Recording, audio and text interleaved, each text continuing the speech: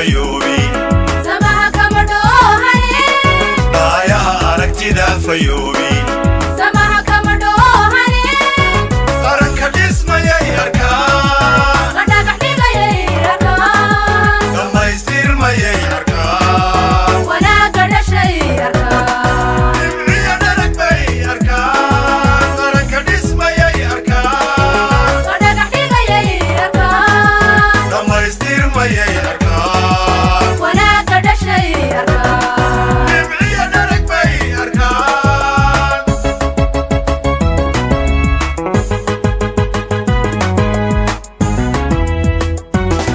ضايع أركتي دا فيوبي سماها كمدوهني ضايع أركتي دا فيوبي سماها كمدوهني قرنك الاسم يا أركان غدا قحديقة يا أركان لما يصير ما يا أركان ولا قد شيء أركان إمري أنا لك بي أركان قرنك الاسم يا أركان غدا قحديقة يا أركان لما يصير ما يا أركان ولا قد شيء أركان إمري أنا لك بي أركان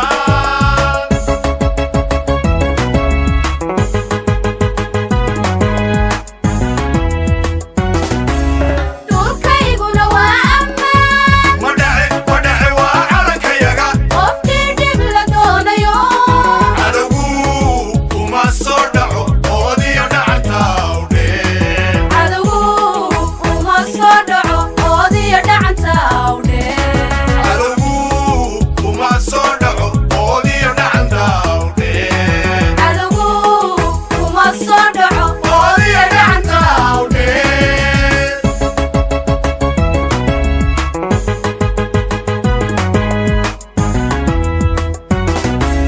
dhulkayguna waa ammaan ودعي وعلك يا qofkii dhib la doonayo عدو وما صدعوا الرحيم السلام عليكم ورحمة الله وبركاته دمان وفتقة نوغي من قبلك وحانو كسو دويننا قلبي فرن ينيتسن وحانو لأنها يسو دوادا قريب حانو قلنا قلنا دقبديني باعتمادين وحانا فيلايا إنا تاي مركي وقوه الرئيسي وحانا رجينيا إنا نقون دونين مركي وقود البيسي وحبادان بانو يدين لعيل قبنا وانو يدين عريساناهي waanu idinku kacsannahay waa idinka ciilbeelaynaa luuqaanu idinla gelaynaa haddii ilaha yidhahdo asalaamu calaykum raxmatullahi wabarakaatu بسم الله الرحمن الرحيم dhammaan waxaan salaamayaa shirweynaha isugu yimi magaalada xudun gaar ahaan waxaan u salaamayaa wafdida uu hogaaminayay barasaabka gobolka maxamuud cabdiqani maxamuud jiire barasaabka waxaanu leenahay gobolka barasaab soo dhowow taliya soo dhowaada waa degmadiinnii waxaad xaq u leedihiin inaad arrimaheeda hoos ugu degtaan waa shacabkiinnii oo si fiican idiin soo dhoweeyo oo idiin ooman aadna hoos ugu daadegi doontaan baahiyahooda wixii aad u waddaanna idinkaa ka warrami doona waxaannu aad iyo aad ugu baahannahay amniga in la xoojo amniga haddaan amni la helin horumar ma jiro waxa dhintay degaankii nin waliba meeshuu doonuu buu degey nin waliba meeshuu doonuu xidhay waxaan u malaynayaa shacabkuna wuxuu u diyaar yahay inay idinkala hadlaan baahimahooda mar labaad mar koowaad iyo mar labaadba waxaanu leenahay soo dhowaada waxaan ku salaamayaa salaamka islaamka marka xiga waxaan soo dhowaynayaa wafdida ballaadhan ee uu hogaaminayo barasaabka cabdiqani maxamuud jiire waxaan leeyahay ku soo dhowaada degmada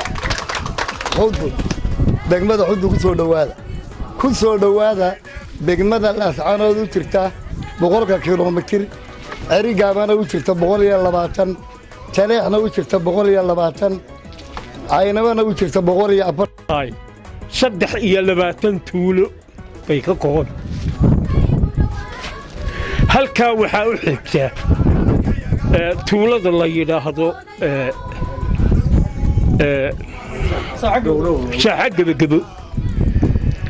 xaggaana waxaa u xigta kulaal iyo awrboogays iyo xabaalo camaas inta kalena dhexdaasay ku jirta waxay la tahay maanta idinku horraysa badha saabka iyo taliyayaasha maanta ugu horraysa waxaan leeyahay dee bal inta hadhayna arka baahida degmadana u gondadega waxa ay u baahan tahayna diraasad ku sameeya aad iyo aad waxaan ugu baahannahay warqabkiinnaannu aad iyo aad ugu baahannahay waxay ila tahay aad iyo aad baannu idiin soo dhowaynaynaa imaatinkiinnana aad iyo aad baannu ugu faraxsannahay dee soo dhowaada odayaasha dhallinyarada haweenka bahda caafimaadka degmada booliska hadday yihiin waxaan ku salaamay salaanta islaamka assalaamu calaykum waraxmatullahi wabarakaatu horta ilaahay baa mahad leh dee xudun waxyaalo badan hadda rag baanu saakalka isku aragnayo dee xudun waxyaalo badan baanu kala soo kulannay alxamdulillahi rabbilcaalamiin maanta mar haddii reer xudun halka wada tooban yihiin oo dee maanta meel mabdoodu wada joogo horta wax ilaahay lagu mahadiya weeye laakiin reer xudun midaan idiin sheegayaa hadda hadalkan hadallaan ka maqmaqlaye horta waxa weeye kulmiye laba kulmiye maaha waa mid sinaayo xukuumaddiisa kulmiyay ahayd muuse biixina kulmiyuu ahaa labada madaxweyne waxqabadkoodu waa isku daba xigaan waxaa maanta maalin xasuusta ay la mid tahay maalintii ugu horraysay madaxweynaha mudane axmed maxamuud siinaayo noo yimi iyo mudane muuse biixi cabdi markuu guddoomiyaha xisbiga u ahaa ee ay wada socdeen halkan idinku yimaadeen reer xudun mahadnaq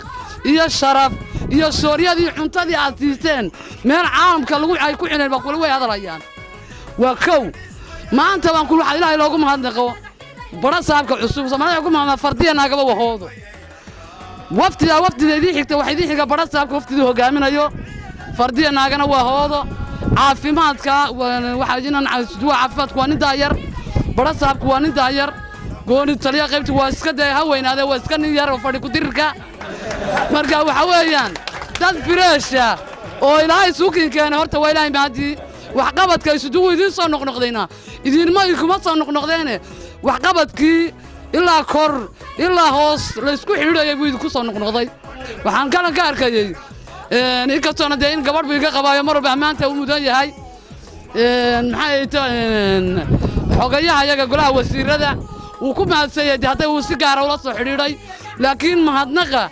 waxaa iskale badha saabka gobolka badha saabka wixii imaada gobolka isagaa degmada idinku ximeeyey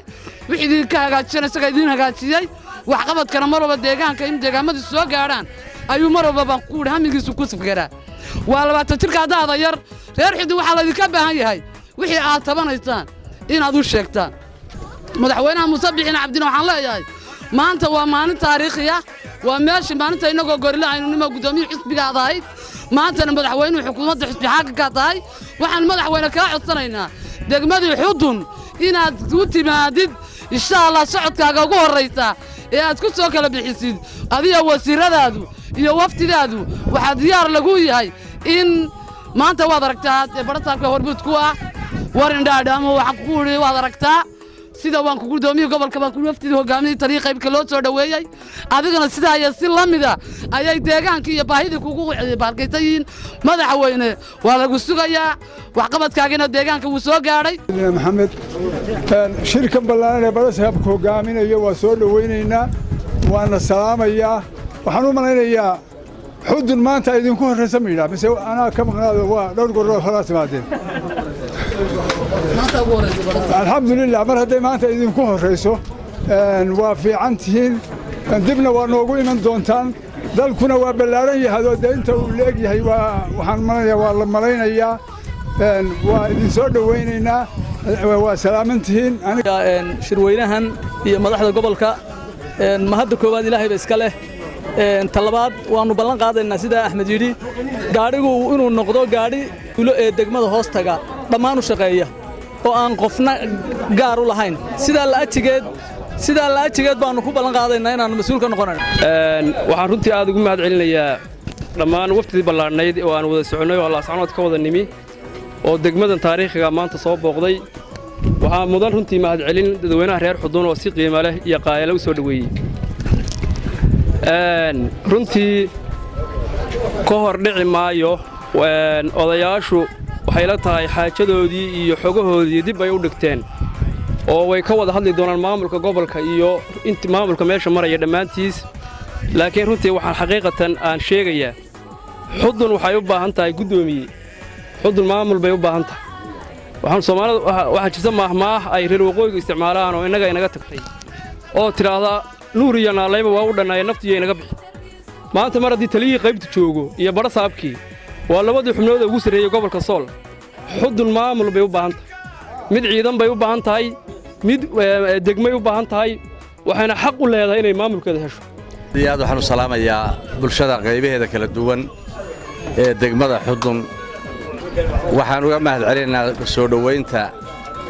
aad iyo aad u qiimaha badnayd ee anigu in dhaweyd baanan arag waftisaa loo soo dhaweeyo aad iyo aad baan uga mahadnaqaynaa aad iyo aad baan ugu faraxsanahay saad noo soo dhaweysay reer Xudunay sidii la sheegay aniga kulay waa ii kow magaaladu deegaankeena limaada waa ii kow horay uma imanin qaybtana waa ku soo noqnoqday taasi marka aniga dhaliil ugu tahay anoo qaybta ku soo noqnoqday oo markii saddexaad oo aan taliya qaybeed ka noqdo maamulada kala duwan inaan iman waayo dee taas dhaliish bay tahay yeelkeeda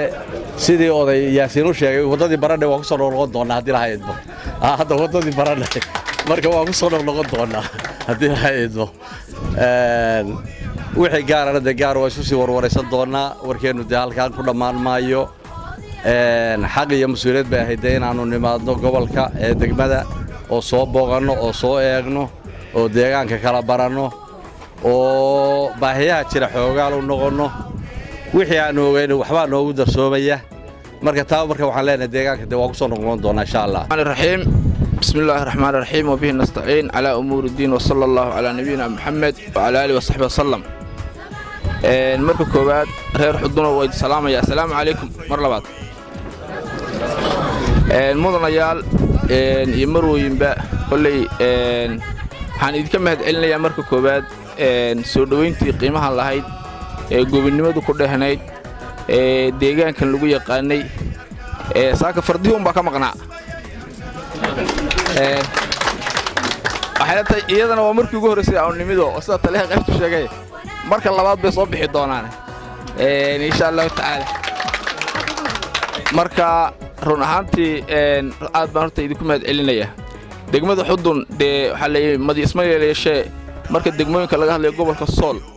waxaan maleeyahay xilligii Ingiriisku uu wadankeenan dhulbahantaa uu ictiraafay 1941 kii bay ahayd markaasuu degmada idin siinaya xagee degmada idin siiya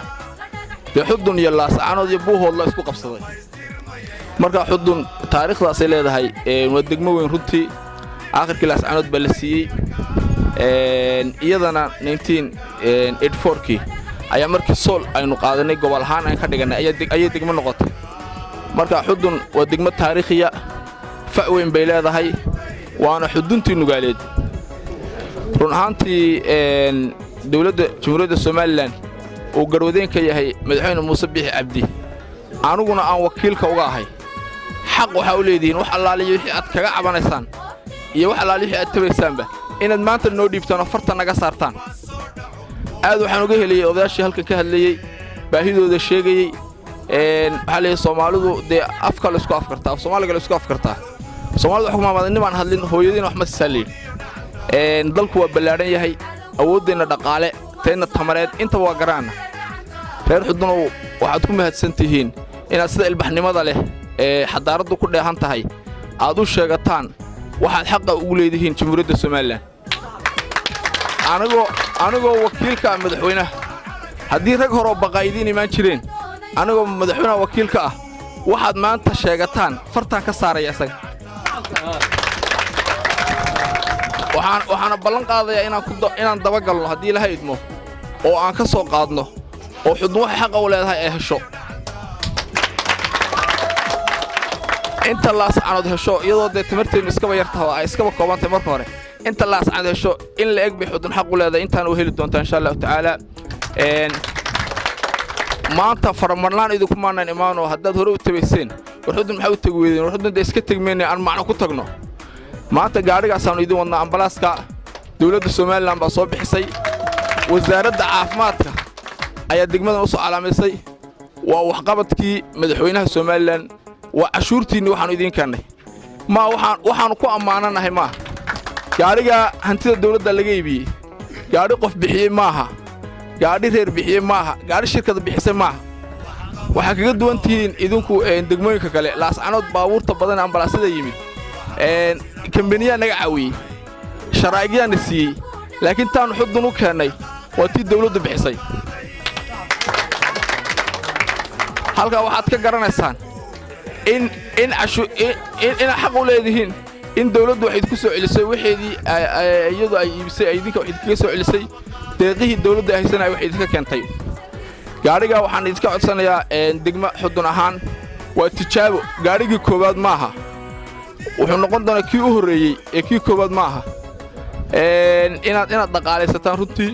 baahida caafimaadkana kolley wax badan buu ka dari doonaa oo gaababkii badnaa ee meeshu ay lahayd inuu buuxiyaan rajaynana insha allahu tacaala